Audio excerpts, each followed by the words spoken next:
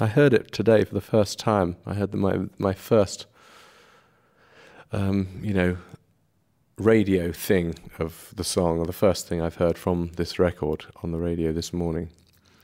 And it's always quite extraordinary when you hear one of your things that you've been working on for ages, and you know what it means, you know everything about it, you know.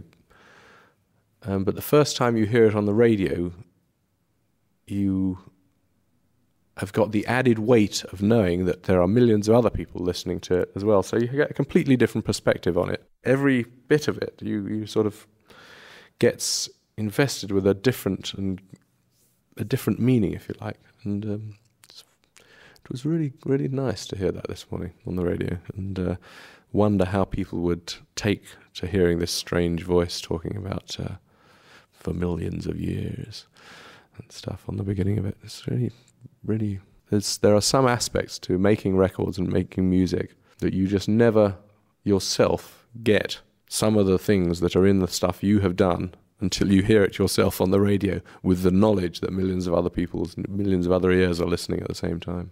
You know the history. It's in the last few years we've been through all our sort of ups and downs, our splits and all that stuff. Rick left, rejoined, Roger left, didn't rejoin, and the album since, say, Animals was more an album where Roger and I were taking command of it, and it was becoming more down to things that were written at home by people, The Wall even more so. The Momentary Lapse of Reason album was recorded again by... It wasn't a terribly cooperative event with everyone really putting their maximum in.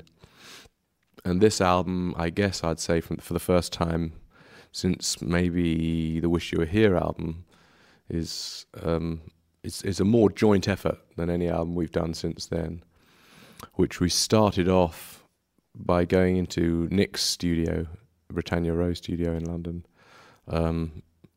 January '93, with myself, Rick, and Nick, and Guy, the bass player from our last tour, and we just jammed away at anything for 2 weeks, just playing anything that we had in our heads or that we made up on the spot.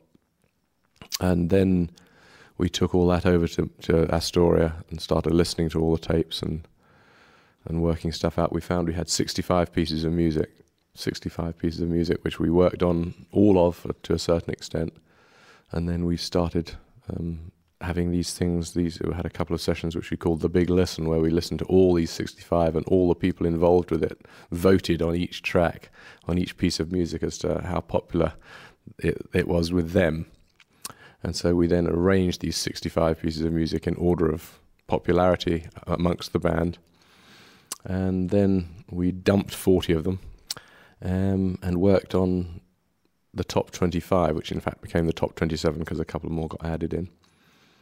And so the process went on from there, with us working away on all these pieces of music and gradually either merging pieces together or scrapping them, until we finally were down to about sort of 12 to 15 things that we all kind of liked. And in the end, one or two of them went by the way, and we are left with 11 on the album, I think. If you look at the albums, if you look at the things, I think of my sort of my favourite album, I suppose I would say, was the Wish You Were Here album. And you know, the actual process of sitting together in a room with several musicians and actually performing together from nothing is a very interesting, exciting sort of process. And rather than coming into the studio with pieces of music that I already had and pieces of music that Rick already had and stuff like that, and music from anywhere, I thought that it would be better for us to start off from scratch with nothing and just go in and start jamming. Whether or not we would keep all that stuff or whether we'd use any of it or what was not really particularly relevant, but just to start that process off. And in fact, we didn't use, I mean, several of the tracks are sort of my own songs that didn't even come from that period and have been written since or whatever. It doesn't really matter, but that process was a very, very good if you like, communal process where we all contributed together, and that was what started the album off. It gave us our kickstart. So the start of the album came from a more joint effort than any album that we've made since Wish You Were Here. There's a cohesive sort of thing to it that I'm very fond of.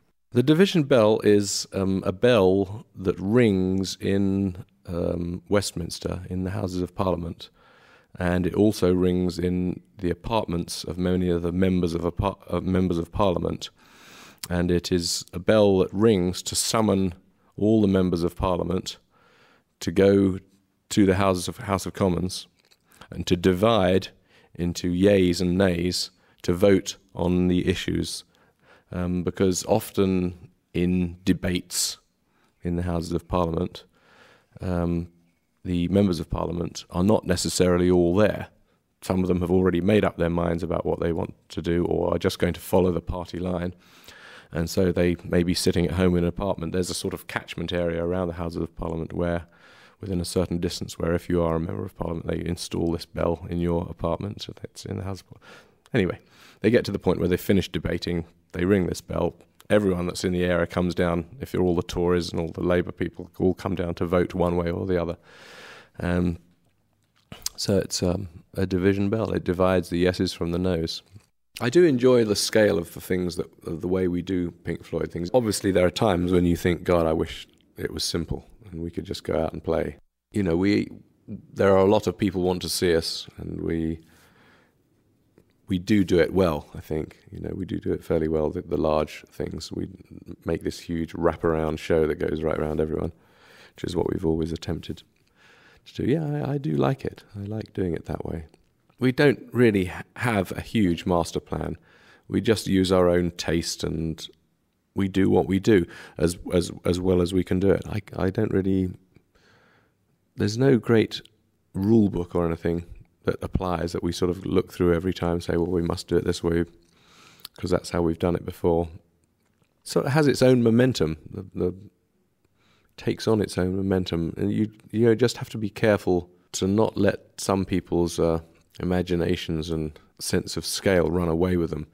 You do have to retain some sort of sense of perspective so that it doesn't become stupid, but it does remain a viable, interesting, hopefully moving show. These are the songs that came out of the jamming sessions that we did at Britannia Row in January of '93. Afterwards, we went back to Astoria to the houseboat, and we listened through to the stuff, and we would join bits together, and at some point you have to sort of sit down and say, well, who thought of that bit? Who thought of that? And you try and keep tabs on where things came from so that they're correctly credited. It's very, very, very difficult, and one of the least pleasant aspects of doing the job I do. It's the deciding on who did what. Polly Samson is my girlfriend. She's a writer, a journalist and writer, who I've been going out with for a couple of years. And you spend time with your closest friends, and the hours that I'm not in the studio, I'm with her and with one or two other friends. Nick Laird-Clues from the Dream Academy as well has been very helpful on this, from the band that Dream Academy that I produced a couple of albums for. And sometimes you need some confirmation and help from other people apart from the close, the gang that are in the studio itself. And so myself and Polly and Nick have sat up many nights, all night into the early hours, and both their contributions have been very, very substantial on this record, and Polly's particularly on helping me with the lyric side of things.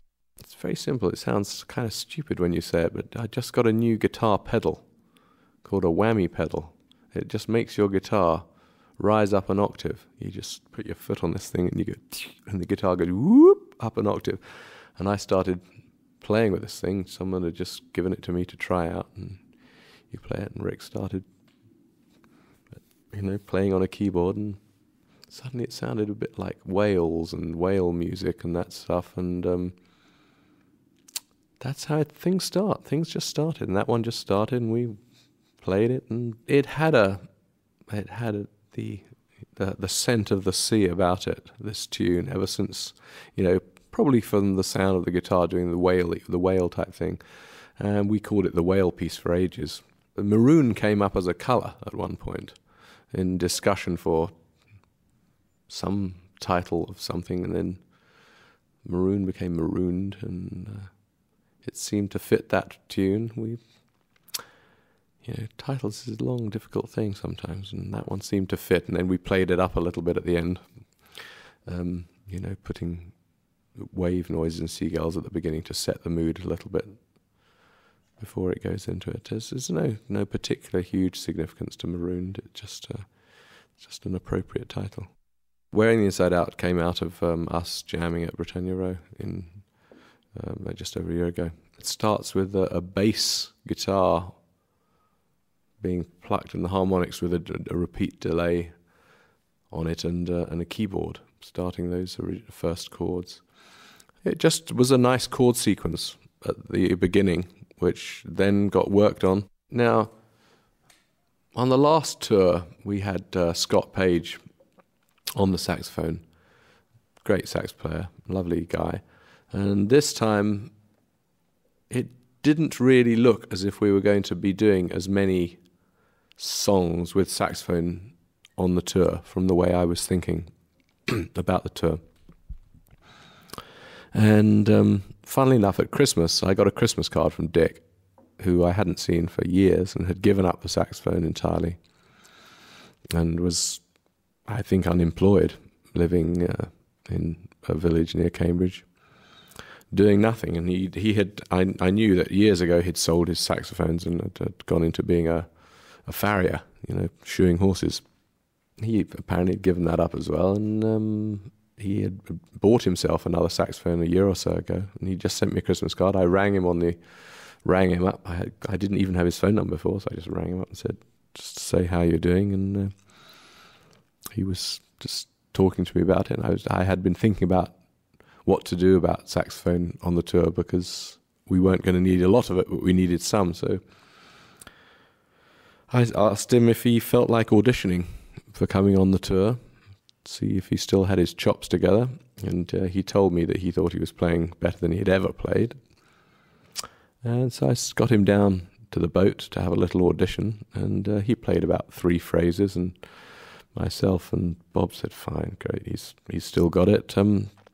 Well, screw this auditioning business, let's see if we can stick him on something. And the only place that seemed really appropriate was the opening for Wearing the Inside Out, so we put him on it. Boom. He's got that tone. It's fantastic. You can recognise it straight away. And so he's on the tour with us as well. Well, mostly on the houseboat, my studio in London. It's called Astoria, which we did quite a bit of the last album on as well. But last time we never really thought we could do drums and that sort of stuff on there, because the actual recording room is kind of tiny. But we actually tried recording drums in a couple of other places, but we found that it was better in the tiny room, so there we stayed.